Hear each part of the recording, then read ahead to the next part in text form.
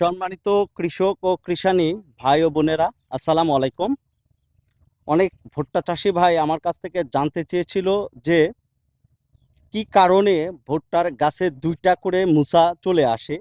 এটা যদি আমাদের জানাতেন আমরা অনেক উপকৃত হতাম। সেই সকল চাষি ভাইদেরকে বলবো, আপনার ২টা কারণে জমিতে ২টা করে মুসা চলে আসে প্রত্যেকটা গাছে। তবে আপনার যে জাতটা আপনি জমিতে বপন করবেন সেই জাতটা ভালো মানের জাত হতে হবে। তাহলে আপনার কিন্তু ২টা করে মোচা আসার সম্ভাবনা থাকবে।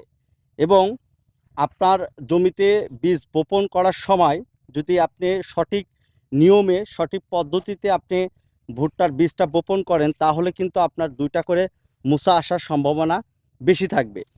বীজ বপন করার বীজ থেকে বীজ এর দূরত্ব থাকতে হবে ১০ ইঞ্চি এবং লাইন থেকে লাইনের দূরত্ব থাকতে হবে ২৪ ইঞ্চি। তাহলে কিন্তু আপনার ওই জমিতে প্রত্যেকটা ভুট্টার গাছে ২টা করে মোচা আসার সম্ভাবনা বেশি থাকবে। আমার জমিতে আমি এসেছি, আপনারা দেখতে পাচ্ছেন যে আমার জমিতে কিন্তু ২টা করে মোচা চলে আসতেছে। প্রত্যেকটা গাছেই কিন্তু ২টা করে মোচা চলে আসতেছে। এটা আমার জমি। তো আমি বীজ বপন করার সময় কিন্তু আমার জমিতে বীজ থেকে বীজের দূরত্ব দিয়েছিলাম ১০ ইঞ্চি এবং লাইন থেকে লাইনের দূরত্ব দিয়েছি আমি ২৪ ইঞ্চি। এই জন্যই আমার প্রত্যেকটা গাছে কিন্তু ২টা করে মুচা আসতেছে। আপনারা দেখেন, একটা মুচা একটা মুচা প্রত্যেকটা গাছেই আপনারা দেখতে পারবেন যে ২টা করে কি গাছের গ্রোথ।